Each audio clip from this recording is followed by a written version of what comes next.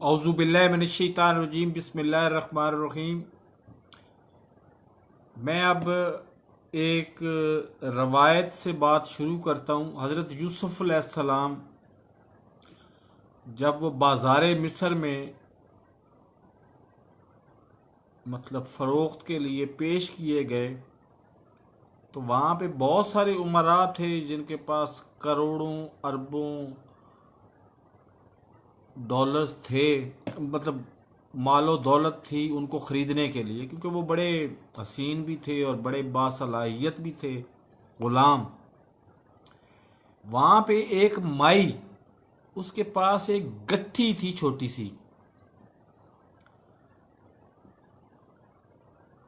वो भी ख़रीदारों में शामिल हो के तो वो भी ख़रीदारी करने के लिए आ गई।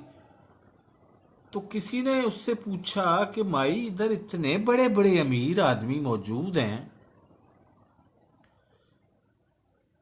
और वो इतने दीनार और इतने दिरहम और इतना मालो दौलत देने के लिए तैयार हैं इस गुलाम के लिए, और तुम एक छोटी सी सूत की गट्ठी उठा के तुम ये सोच के आ गई हो कि तुम यूसुफ को खरीद लोगी। उसने कहा, भला किसने कहा है कि मैं खरीद लूंगी? मैं तो सिर्फ महज इसलिए आई हूं इधर कि रोजे क़यामत जब लोगों को पुकारा जाएगा कि कौन कौन था खरीदारे यूसुफ, वो पेश हो तो उसमें मेरा नाम भी आ जाए। तो मेरी हैसियत कुछ इसी तरह की है। अभी मैं समी इब्राहिम साहब का आज कंप्लीट इंटरव्यू सुन रहा हूँ।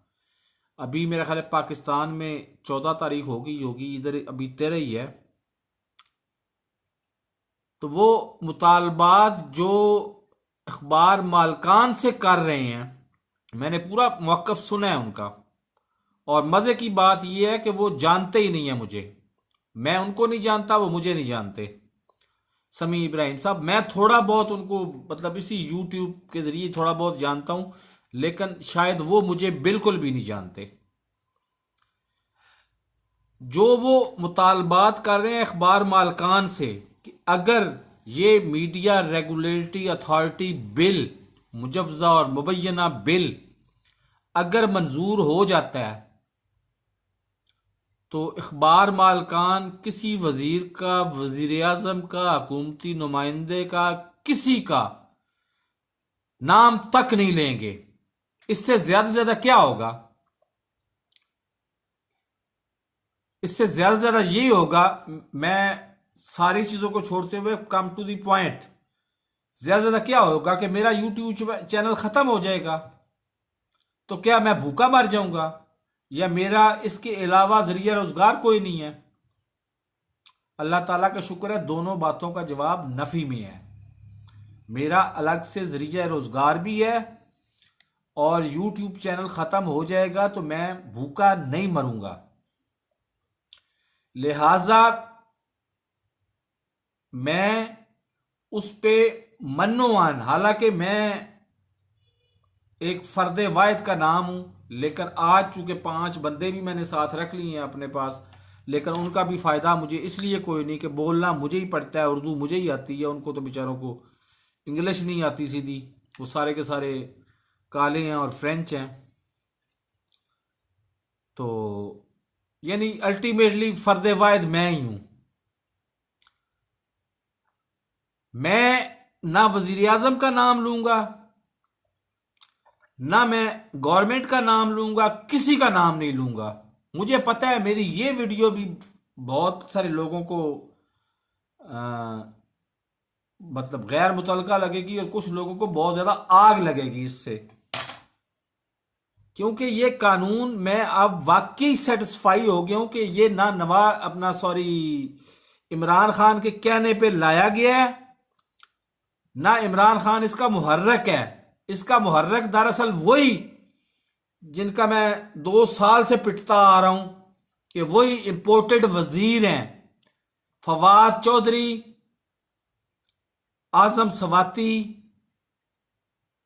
और तीसरा शेख रशीद। शेख रशीद हो सकता है गैर मुतलका हो, लेकिन शेख रशीद भी चूंकि इम्पोर्टेड वजीर है, तो इसलिए ये इम्पोर्टेड वजीरों का कारस्तानी है।